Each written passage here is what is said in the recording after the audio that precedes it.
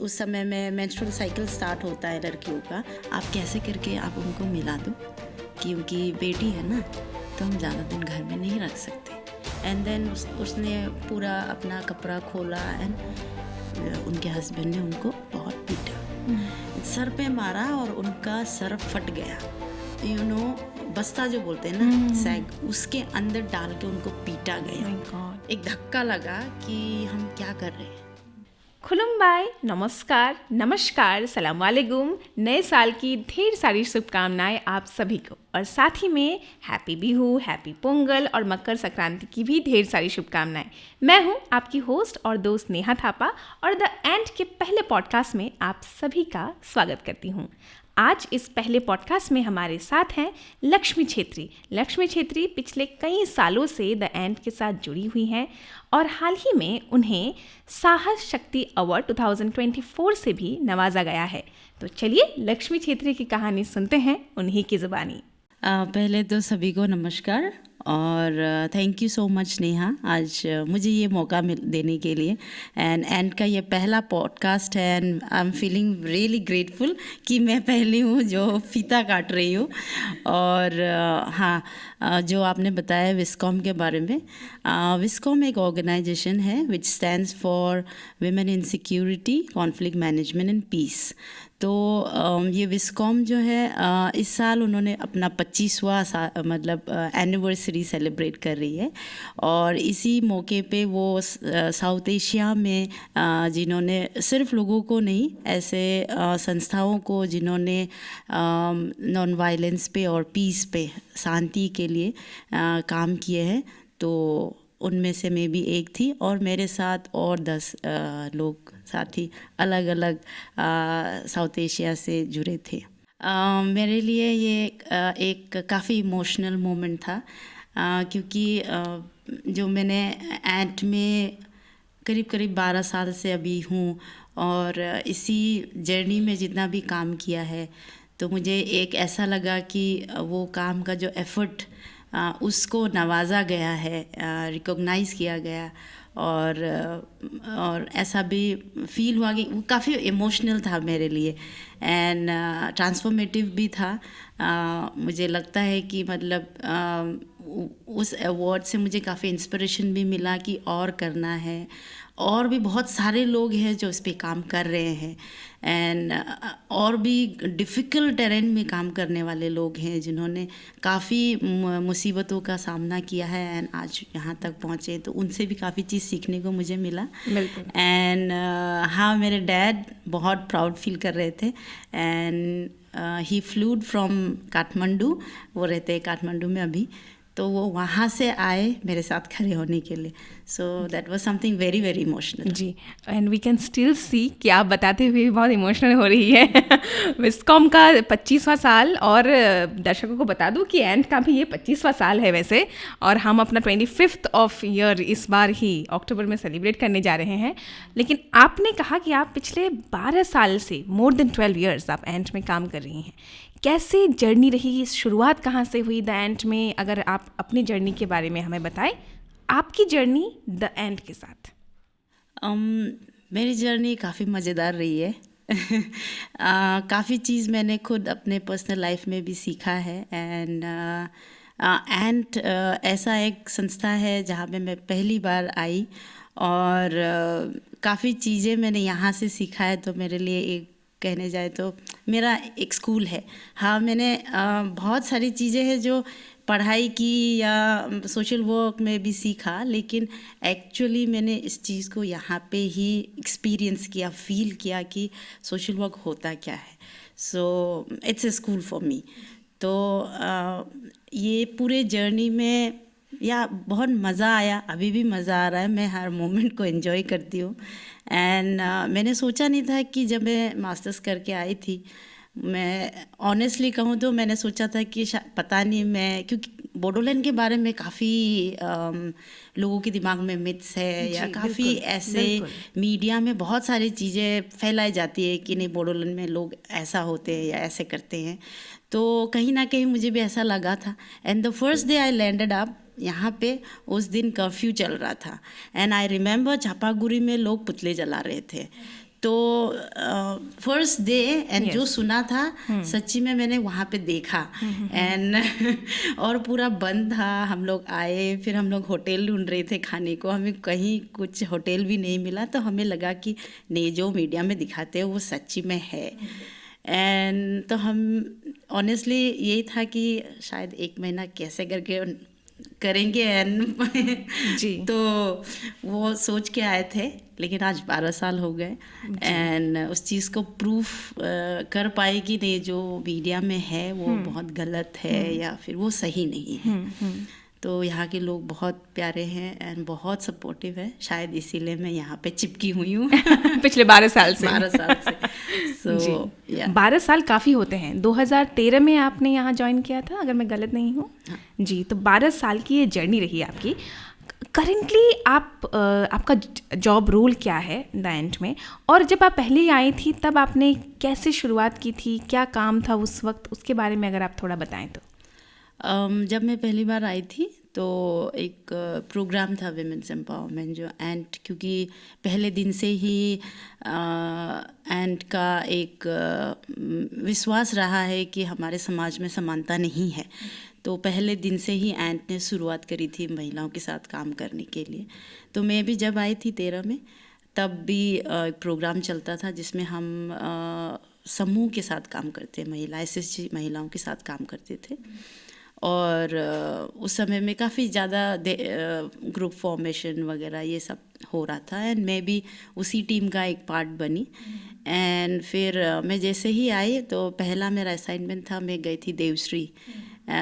मेरे देवश्री दिल के कोने में है, बहुत बड़ा जगह लेती है जी। क्योंकि मेरी पूरी जर्नी वहीं से शुरू हुई एंड काफ़ी चीज़ वहाँ से भी मैंने देखा, सीखा, लोगों से भी। तो उस समय उस टीम के साथ थी जहाँ पे हम लोग कुछ छोटी टीम थे, ज़्यादातर यही काम करते थे। एंड धीरे धीरे जैसे हम काम करते गए, हमें रियलाइज़ हुआ कि सिर्फ महिलाओं के साथ अगर हम ये क्रेडिट लिंकेज वाला काम करेंगे तो शायद महिला का जो कोर इशू है हमारे समाज में, जो कोर एक जेंडर इनइक्वालिटी जो है, वो शायद हम कहीं भी हम उस कोर तक हम नहीं पहुंच पाएंगे। तो उसी सोच को लेके फिर हम धीरे धीरे हमने देखा कि इतने सारे इश्यूज़ हैं जो गांव में महिला हर दिन सहती है। जैसे डोमेस्टिक वायलेंस एक बहुत बड़ा मुद्दा निकल के आया जब हम काम कर रहे थे हमारे महिलाओं के ग्रुप्स के साथ। और हमने देखा कि उनके पास पैसा है, वो क्रेडिट्स ले पा रही है, ग्रुप्स हो रहे हैं, बैंक से लोन्स मिल रहा है, बट कहीं ना कहीं हमने देखा कि घर के अंदर उनका कोई डिसीजन मेकिंग पावर नहीं है। घर के अंदर वो बोल नहीं पाती है। तो हमें लगा कि शायद ये एक ऐसा मुद्दा है जो हर बार लोग समझते हैं कि डोमेस्टिक वायलेंस है तो ये बहुत पर्सनल मैटर है, तो लोग बोलते नहीं हैं। बहुत सारे चीज़ें ऐसी है जो लोग समझते हैं कि मैं ये बोलूँगी तो लोग मुझे क्या कहेंगे, ये कैसी औरत है। तो ऐसे करके तो हमने लगा कि नहीं, दिस इज़ द क्रक्स, हमें इसको तोड़ना है। एंड फिर वहीं से शुरुआत हुई कि हमें और भी ज़्यादा राइट्स पे काम करना, और भी ज़्यादा महिला हिंसा के बारे में लोगों तक बातचीत करना। तो ऐसे करके आगे चलता गया। एंड आज मैं एक पूरा टीम है जो महिला हिंसा या जेंडर इक्वालिटी पे बात करती है और उसके साथ काम कर रही है काफ़ी 7-8 सालों से फुल फ्लेजेडली। एंड उस टीम को एडवाइस करती हूँ।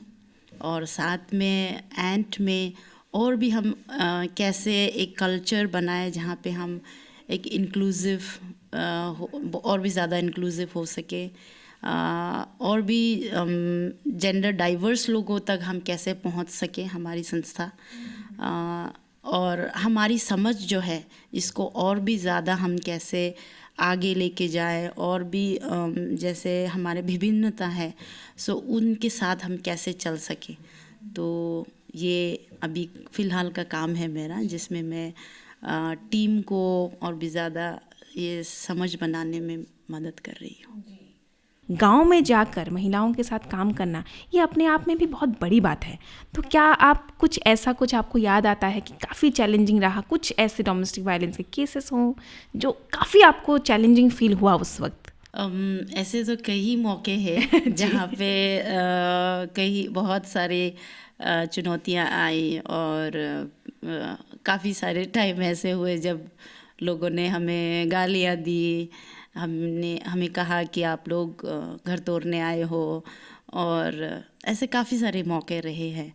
अभी याद करती तो शायद बहुत ज़्यादा मुझे याद नहीं आता, क्योंकि शायद वो उस समय में वो काफ़ी चैलेंजिंग था या काफ़ी डीमोटिवेटिंग भी था। लेकिन आज सोचती हूँ तो मज़ा आता है, लगता है कि तब हमने किया, एंड आज जब घूर के वापस देखती हूँ तो बहुत सारी चीज़ें बदलाव हुए हैं।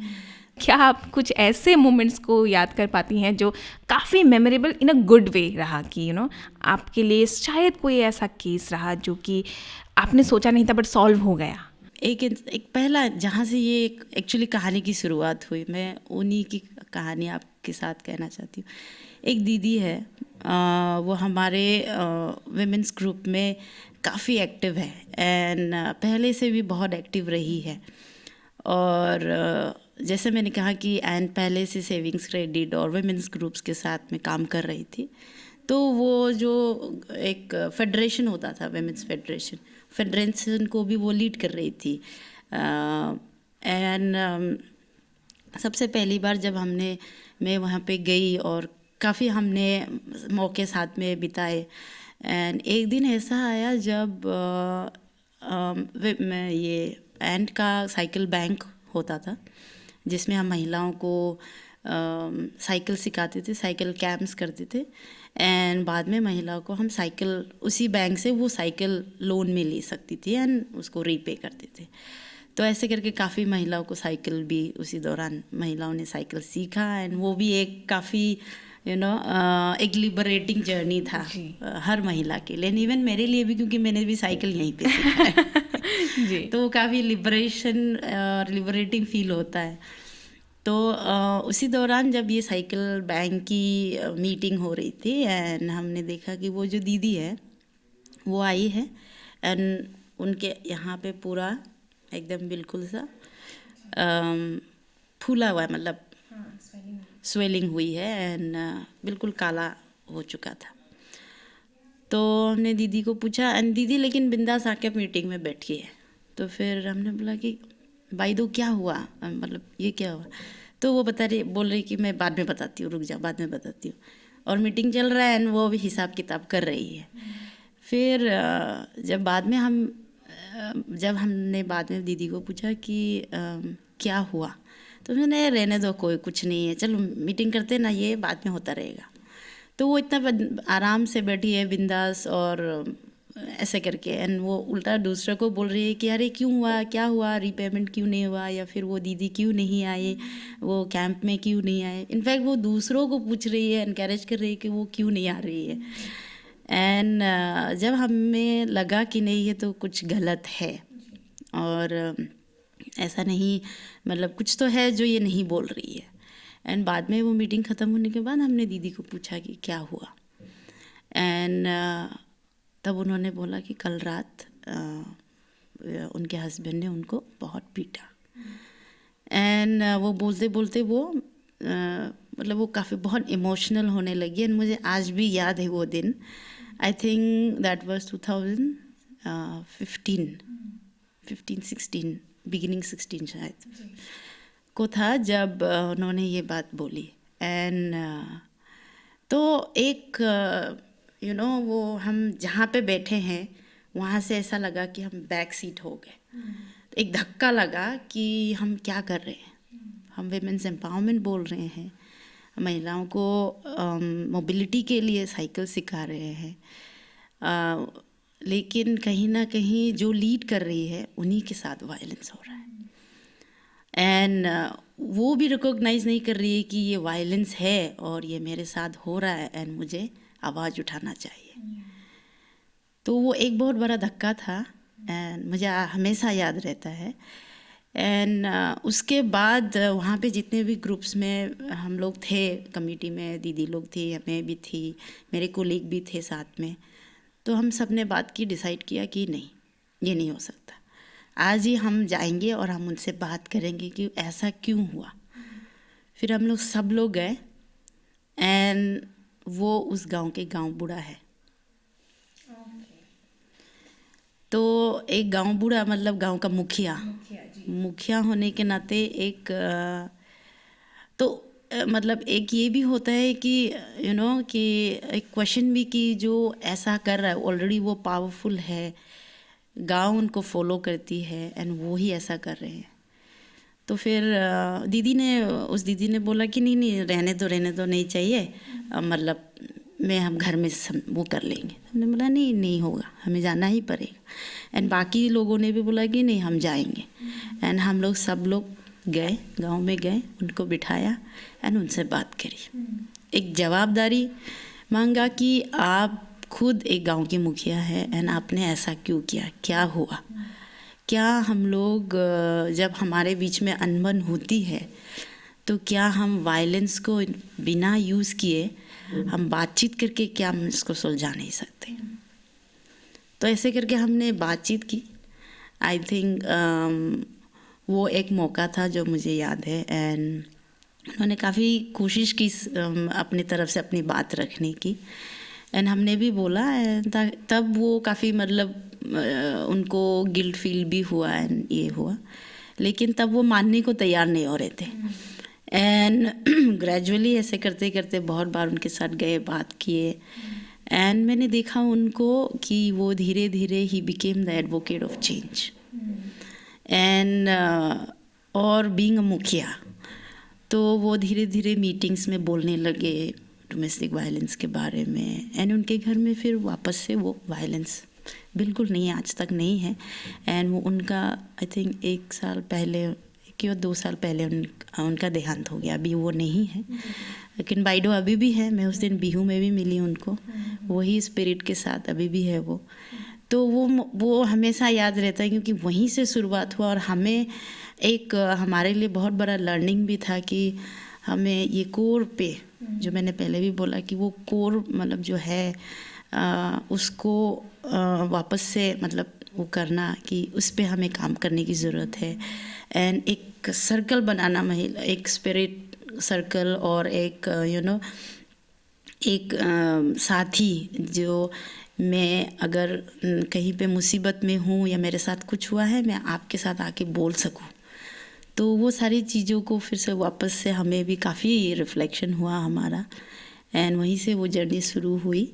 एंड तो बदलाव जो है वो घर से ही शुरुआत होनी चाहिए। तो ये जब आप बता रही थी तो मुझे यही याद आ रहा था। लेकिन जब आप ये स्टोरी कह रही थी, एक चीज़ ये भी आ रहा है कि काफ़ी नॉर्मलाइज है डोमेस्टिक वायलेंस।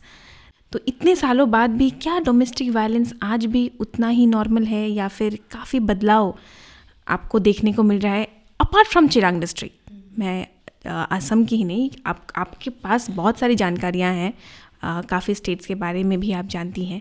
तो क्या लगता है, क्या कुछ बदलाव बचपन में या घर में शुरुआत तो वहीं से होती है ना? बिल्कुल।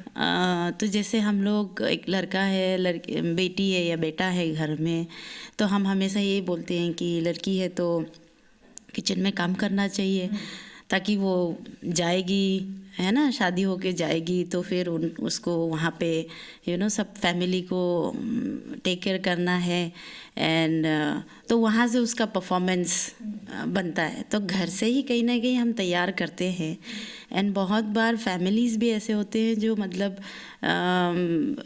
एक्सेप्ट नहीं करते एंड वो कहते हैं कि नहीं, जैसे एक कहावत है कि उसका जन्म, लड़की का जन्म माँ बाप के घर में हुआ तो उनकी अर्थी तो ससुराल से ही उठनी ज़रूरी है। तो इन वन सेंस कहीं ना कहीं हम यही कह रहे थे कि आपको किसी भी हालत में हो, जैसे भी कंडीशन में आप हो, आपको वहीं पे ज़िंदगी गुजारना है। तो ये चीज़, जो ये सोच है, ये मानसिकता है, ये जो हमें बचपन से ही कहीं ना कहीं पेरेंट्स या फिर स्कूल में या फिर हमारे नेबरहुड में ये चीज़ हमें सिखाया जाता है। वर्बली हो या नॉन वर्बली भी हो। तो ऐसे करके हमारे जहन में ये भी रह जाता है कि चलो ठीक है, हस्बैंड ही है ना, तो कोई बात नहीं, वो कर रहे हैं, सह लेंगे। एंड बहुत बार हम लोग जब कम्युनिटी में जाते हैं, हम लोग ट्रेनिंग्स करते हैं महिलाओं को, हम बताते हैं कि आपका अधिकार ये है, ये गलत है, अगर आपके साथ ये हो रहा है इसका मतलब ये वायलेंस है। तो कई बार महिलाएं कहते हैं कि नहीं, अगर हमने हस्बैंड का मार नहीं खाया तो हमें स्वर्ग नसीब नहीं होगा या जन्नत नसीब नहीं होगा।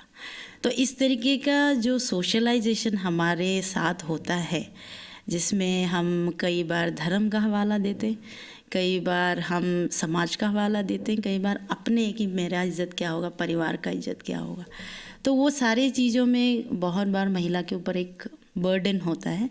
एंड हमने ये भी देखा गांव में बहुत बार कि कुछ एक समस्या होती है तो पूरे गांव वाले आते हैं या बातचीत करते हैं, लेकिन डोमेस्टिक वायलेंस इतना नॉर्मल है, जैसे हमारे इस दीदी का मैंने जो आपके साथ शेयर किया, ऐसा है कि वो होता है तो चलो ठीक है, आज रात को हुआ, फिर नेक्स्ट डे दीदी या जो भी महिला है वापस से अपने बैक रूटीन में आ जाती है, नॉर्मल लाइफ। तो इतना ज़्यादा उसका एक्सेप्टेंस है, हमने कहे अपने कहते हैं ना कि ब्लड में उस चीज़ को मिक्स करके रखा है, तो वैसा है। तो इसीलिए अरे वायलेंस ही है ना, हस्बैंड ने क्या, कौन सी बड़ी बात है, तो लोग भी उस तरीके से जवाब देते हैं। इसलिए ये बहुत ज़्यादा नॉर्मल है। कई बार घर में भी जब लोग जाते हैं, मुझे एक इंसिडेंट याद है, मैं एक इंसिडेंट शेयर करूँगी। एक महिला है जिसकी शादी यहाँ पे नहीं हुई, दूसरे डिस्ट्रिक्ट में हुई थी, बोरपेटा में। एंड उनके हस्बैंड ने उनको बहुत पीटा, एंड इवन उनके इन लॉज ने भी, कुछ डिस्प्यूट्स हुए बीच में। एंड उन्होंने क्या किया, वो काठ का एक लकड़ी था, घर में शायद आसपास में कुछ काम चल रहा था, तो वो टुकड़ा एक काठ पड़ा हुआ था, एंड उससे उन्होंने उनके सर पे मारा और उनका सर फट गया। एंड इतना दौरान कि काफ़ी ब्लीडिंग्स भी हुई, लेकिन परिवार वालों ने उनको मेडिकल लेके जाने की उन्होंने कोशिश नहीं करी। एंड फिर बाद जब उनके फैमिली को पता चला, एंड फैमिली यहाँ से चिरांग डिस्ट्रिक्ट से, एंड जब पता चला तो उनको हॉस्पिटल लेके गए। उन्होंने पास के हॉस्पिटल में लेके जाके थोड़ी सी पट्टी वट्टी कराई, लेकिन उनका सर इतना बड़ा फूल गया था।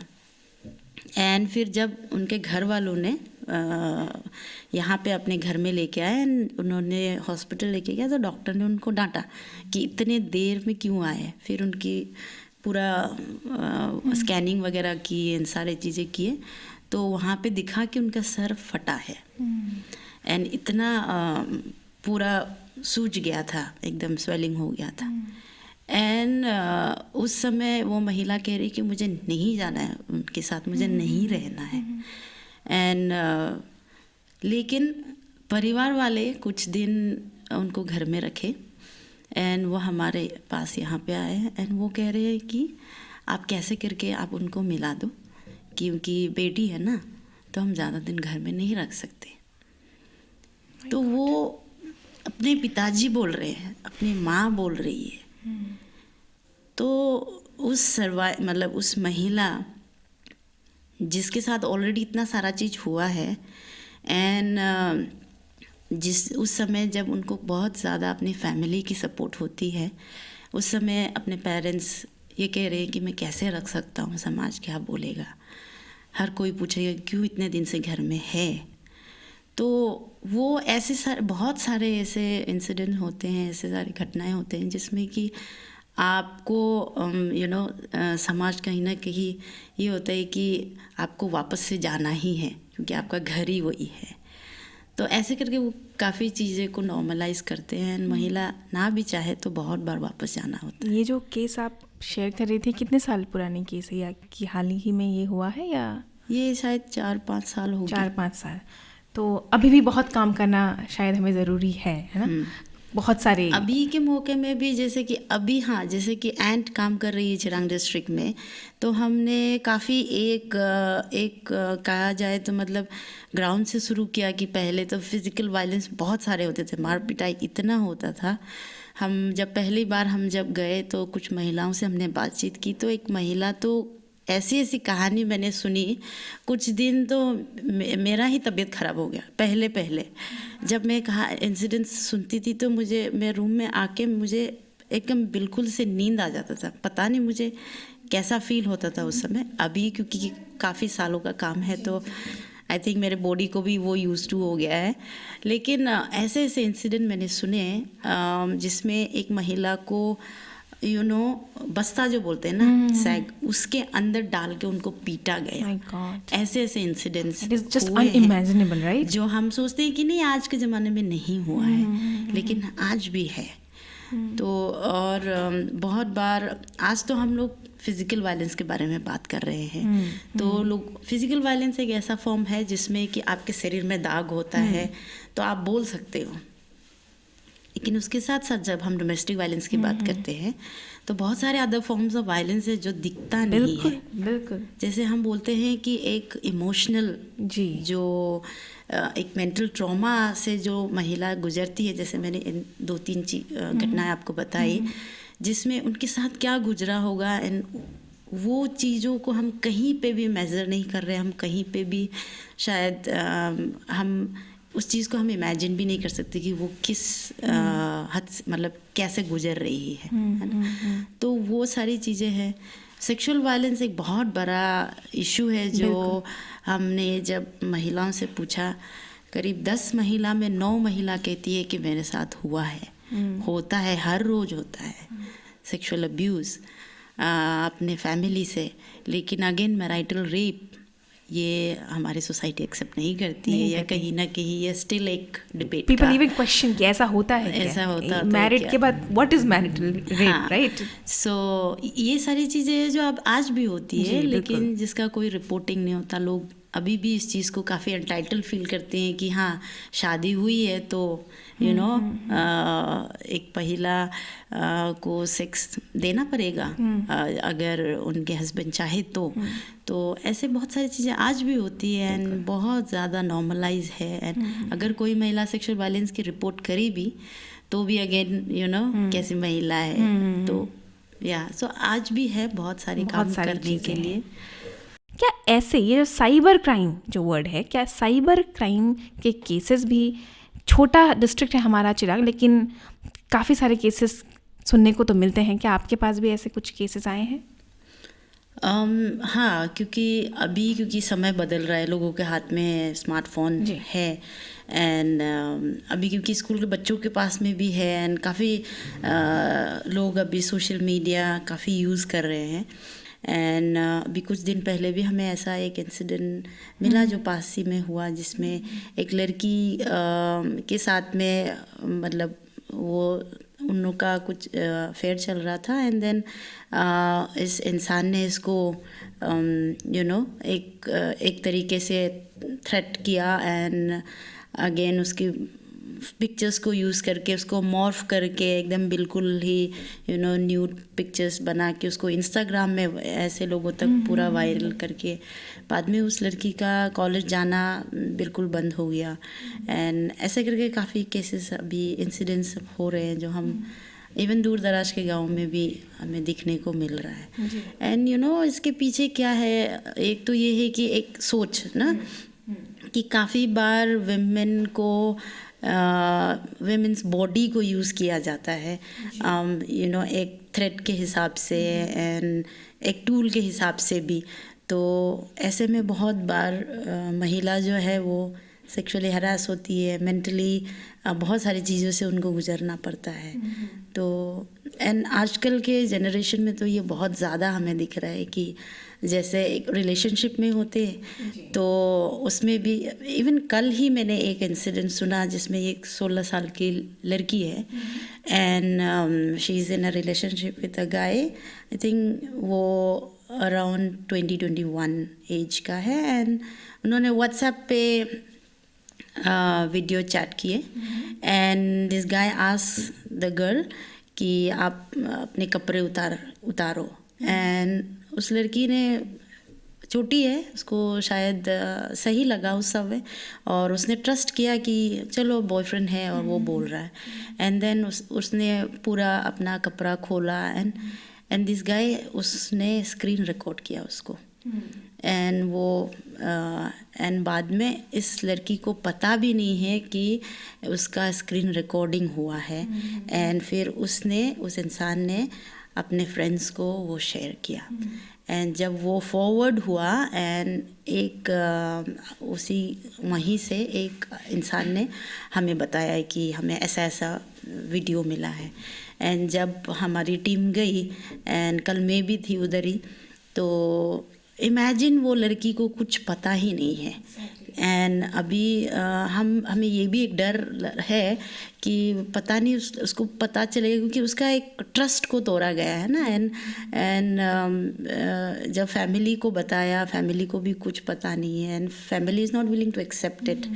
एंड हम तैयार कर रहे हैं कि ऐसा ऐसा हुआ है, and you have to be, मतलब बच्ची को थोड़ा तो ये ऐसे बहुत सारे अभी एक यंगर जनरेशन के सामने एक चुनौती है। हालांकि हम फेसबुक या फिर हम बहुत सारे सोशल मीडिया हैंडल करते हैं, साथ में एआई भी है, तो एडवांसमेंट है, साथ में हमें ये भी देखना पड़ेगा कि हम कैसे चीज़ों को बैलेंस करें। एंड हमारे लेवल पे हम कितना अवेयर हैं कि ये जितना फ़ायदेमंद है उतना उसका दूसरा साइड भी है। बिल्कुल बिल्कुल। और ये यंग जनरेशन के लिए एक बहुत बड़ा मैसेज है जो आपने कहा है ना, ट्रस्ट अपनी जगह है, लेकिन आजकल बहुत सारी चीज़ें होती है। तो आप किसी के साथ रिलेशनशिप में हैं नहीं है, that is fine, trust is fine, but in सारी चीज़ों को भी कहीं ना कहीं ध्यान में रखने की तो ज़रूरत है। कोई ऐसा specific area with in Chirang जहाँ से आपको डोमेस्टिक वायलेंस के केसेस ज़्यादा मिले हों, या फिर इट्स इक्वल एवरीवेयर? जो मेरा एक्सपीरियंस रहा है, जिसमें मैंने देखा कि कई बार हम कहते हैं कि शायद इस एरिया में ज़्यादा होते हैं या ये कम्युनिटी के लोगों में ज़्यादा होता है। मैंने जो देखा, डोमेस्टिक वायलेंस जो है ये एक प्रॉब्लम है, सोसाइटी का ही प्रॉब्लम है, जिसमें हर समाज में है।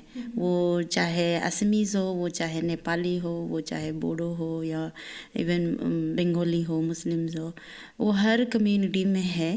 क्योंकि हमारे समाज का जो व्यवस्था है और जो सोशलाइजेशन जो प्रोसेस है, उसमें हम हर कोई एक ही सोशलाइजेशन प्रोसेस से गुजरते हैं, जिसमें हमें एक तरह का शिक्षा लड़कों को दिया जाता है, एक तरह का शिक्षा लड़कियों को दिया जाता है। और उसमें क्योंकि अगेन वायलेंस बहुत नॉर्मलाइज है, तो ये हर कम्युनिटी में, हर एरिया में है इसका प्रेवलेंस हमने देखा। कुछ जगह पे हमने देखा है जहाँ पे अभी एंट काम कर रही है, तो काफ़ी लोगों ने इस चीज़ को एक तरीके से एक्सेप्ट किया है कि नहीं, ये गलत है और जो हो रहा है ये गलत है, हमें आवाज़ उठाने की ज़रूरत है। तो वहाँ पे हमने देखा कि काफ़ी लोग आगे आ रहे हैं और वो बोल भी रहे हैं। कुछ जगह पे अभी भी ट्रेडिशनली बहुत सारे चीज़ें बाइंडेड है। एंड तो कई बार महिला चाहती भी है बाहर निकल के आना, लेकिन वो नहीं आ पाती है। अगेन फैमिली का प्रेस्टीज, सोसाइटी का स्टेटस, तो वो सारी चीज़ों को लेके अभी भी बहुत सारे लोग हैं जो निकल के नहीं आ पाती है। लेकिन हमने देखा, जब हमने शुरू की पहले बार, तो काफ़ी लोग, जब हम पूछते थे तो लोग बताना नहीं चाहते थे, लेकिन अभी रिपोर्टिंग बहुत ज़्यादा हो रही है, लोग बता रहे हैं। आई थिंक सोशल मीडिया का भी इन्फ्लुएंस है इसमें कि लोग समझ रहे हैं, जान रहे हैं, तो बहुत सारी रिपोर्टिंग्स हो रहे हैं, not just domestic violence but जैसे चाइल्ड सेक्सुअल अब्यूज़ के केसेस भी बहुत सारे अभी रिपोर्ट हो रहे हैं। तो डोमेस्टिक वायलेंस ये है क्योंकि ये बहुत प्राइवेट मैटर है, लोग बताना नहीं चाहते हैं, एंड फैमिली का भी एक प्रेशर रहता है, एंड एक सेल्फ एस्टीम वाली बात भी होती है उसमें। तो सारी चीज़ों को लेके, लेकिन अभी काफ़ी लोग निकल के आ रहे हैं। लेकिन मुझे लगता है कि सिर्फ ये एक कोने का कहानी है जहाँ पे लोग बता रहे, बोल रहे हैं, क्योंकि एंट है यहाँ पे। और भी बहुत सारे ऐसे जगह है, आसाम में जहाँ पे जैसे शोर एरिया में है, तो मैं 1-2 बार विज़िट में भी गई। ऐसी ऐसी कहानियाँ वहाँ पे भी मैंने सुनी, जहाँ पे शायद कोई एनजीओ नहीं है या कोई सपोर्ट सिस्टम नहीं है कि महिला जाए और अपनी बातों को रख पाए। एंड हमारे समाज में बहुत बार ये भी होता है ना कि मैं आके आपको मेरी कहानी बता रही हूँ, तो बहुत बार लोग ब्लेम करते हैं। तो victim shaming and victim blaming जो है वो बहुत ज़्यादा कॉमन है कि कई बार मुझे ही वापस सवाल आएंगे कि तुमने क्यों ऐसा किया, या तुम ही ने शायद उस चीज़ को उकसाया होगा। तो ऐसे करके बहुत सारी तो कई बार ऐसे में भी एक महिला को जाके कंप्लेन करना या किसी को बताने में वो जितनी उसको अपने आप को तैयार करने में लगता है, एंड वो जब तैयार होती है एंड वो जाके किसी को बोलती है, फिर वहाँ से जब वो एक्सेप्टेंस नहीं मिलता है तो वो पहले से ऑलरेडी टूटी हुई है, उसने थोड़ा सा हिम्मत इकट्ठा किया, फिर वो गई, फिर उसको उसी को ब्लेम किया उसके बिहेवियर पे, उसके तो फिर वापस से वो टूट जाती है। तो इसके वजह से भी ये मतलब ये है कि बहुत बार महिला कहना भी नहीं चाहती है कि जाऊंगी तो भी क्या होगा, तो या और बहुत ये मतलब बदनसीबी है कि आज भी घरों में ये कहानी है। एज एन इंडिविजुअल पहले तो हम क्या कर सकते हैं, शायद छोटा सा एक स्टेप और किसी की ज़िंदगी बदल जाए, है ना। एज एन ऑर्गेनाइजेशन हमें और क्या क्या करने की ज़रूरत है, and also as a government officials भी ऐसे कौन सी चीज़ें हैं जिसे शायद एक छोटा सा स्टेप हो लेकिन लोगों की ज़िंदगी में काफ़ी सारी खूबसूरत बदलाव उसके वजह से आए। Yes, to our audience. एक तो ये है कि जैसे मैं कह रही हूँ कि हाँ वायलेंस अभी भी है या प्रॉब्लम अभी भी है, लेकिन इसका ये भी जैसा मैंने बोला कि बहुत सारे मुझे मालूम है ऐसे फैमिलीज़ जहाँ पे वायलेंस अभी नहीं है, या उन्होंने कहीं ना कहीं उस चीज़ को एक्सेप्ट किया है कि ये गलत हुआ या मेरे से हुआ है। तो ऐसा नहीं है कि बिल्कुल वायलेंस बंद नहीं होता है। ये एक बीमारी है, हम लोग गांव में यही बोलते हैं कि जैसा एक कोविड एक पैंडमिक था, वैसा ही डोमेस्टिक वायलेंस पैंडमिक है, सोशल पैंडमिक है, जो हर रोज़ हो रहा है, एक बीमारी की तरह, एक फ्लू की तरह ये चल रहा है। आज मेरे घर में मैंने घर में देखा तो मैंने भी सीखा, शायद प्रॉब्लम्स होती है तो इसका सलूशन शायद मार पिटाई से होती है। तो मैंने भी सीखा, एंड मैं जब बड़ी हुई तो मैंने भी उस चीज़ को यूज़ किया, तो ऐसे करके हम सीखते हैं। लेकिन अगर हम बचपन से ही बच्चों को सिखाए या आसपास में हम वो कल्चर बनाए नॉन वायलेंस का या बातचीत का, तो शायद वो कहीं हद तक कमेगा। और अभी हमने भी देखा जैसे बहुत सारी महिलाएं पहले सहन करती थी, आज उसी महिला या उसी लोग हम देखते हैं कि वो आते हैं, बोलते हैं। इवन हमने बहुत सारे मेरे ऐसे मेन है जिनको मैं जानती हूँ, या बॉयज़ भी है जो मतलब पहले छोटी छोटी चीज़ें, जैसे हम ट्रेनिंग्स में भी बोलते हैं कि आप घर में अपना बर्तन खुद से धोया करो, अपने कपड़े खुद से धो, आप मम्मी को मदद करो अपने सब्जी काटने में, किचन का काम करने में। तो ऐसे छोटी छोटी चीज़ें हम कर सकते हैं, हमने देखा है ये वो करते हुए।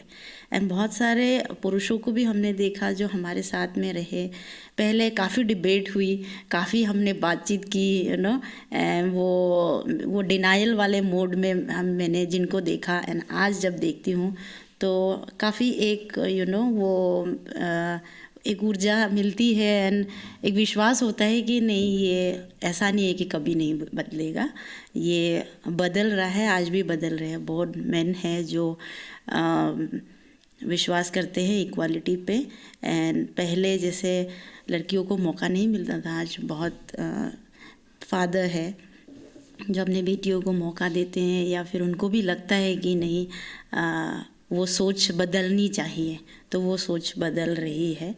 एंड ऐसे फील्ड में बहुत सारे हमारे रिस्पॉन्स ग्रुप्स के मेंबर्स हैं जिनमें मेन है जो आज खड़े होते हैं, डोमेस्टिक वायलेंस होते हैं तो वो जाते हैं सर्वाइवर के साथ।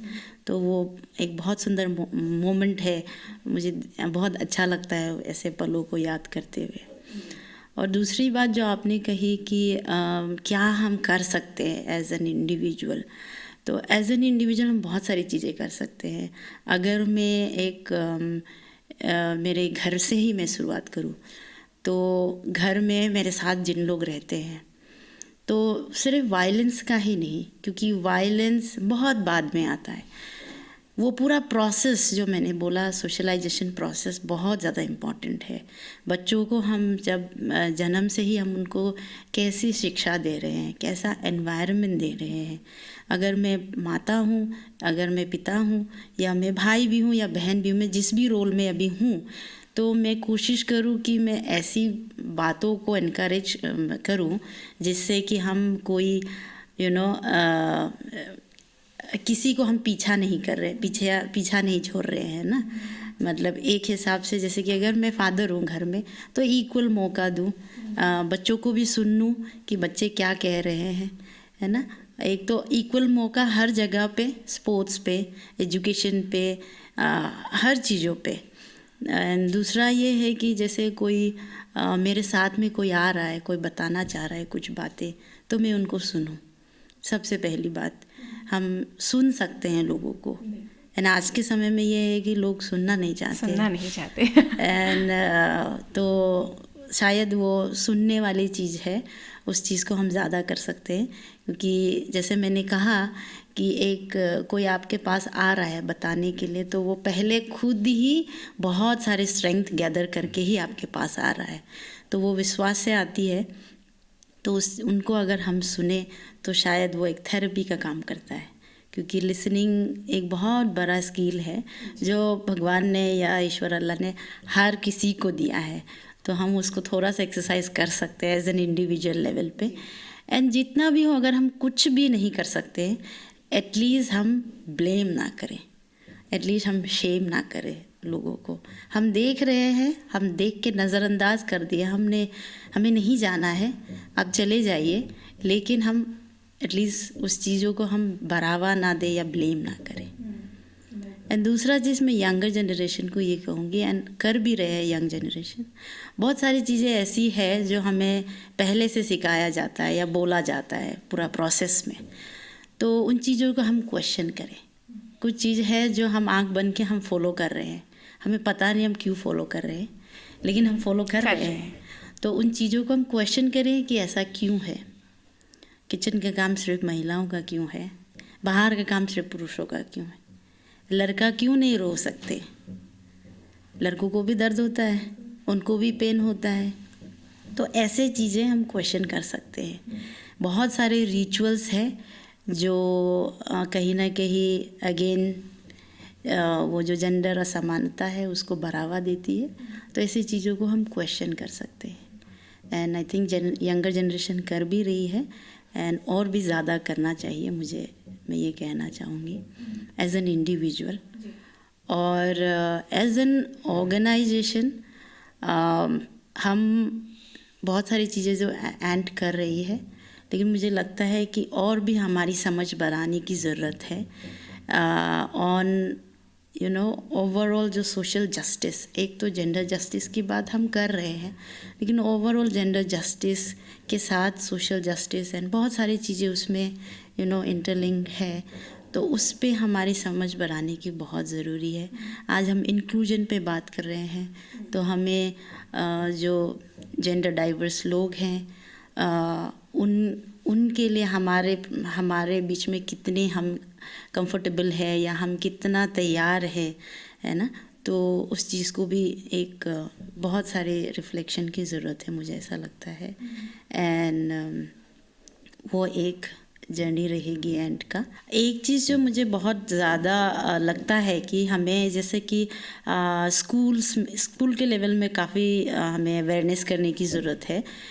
जैसे कि हम लोग जब हम भी छोटे थे तो बहुत बार हमें बहुत सारी चीज़ हमें एक क्यूरियोसिटी होता है ना जानने के लिए, हमारे बॉडी चेंज हो रहे होते हैं। उस समय में मेंस्ट्रुअल साइकिल स्टार्ट होता है लड़कियों का, लेकिन बहुत बार वो सारी चीज़ों के ऊपर बातचीत ज़्यादा नहीं होती है।